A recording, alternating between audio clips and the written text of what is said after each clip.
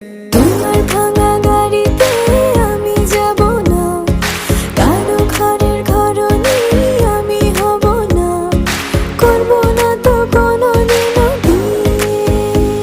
আরে যাবো তোমায় শ্বশুর বাড়ি নিয়ে।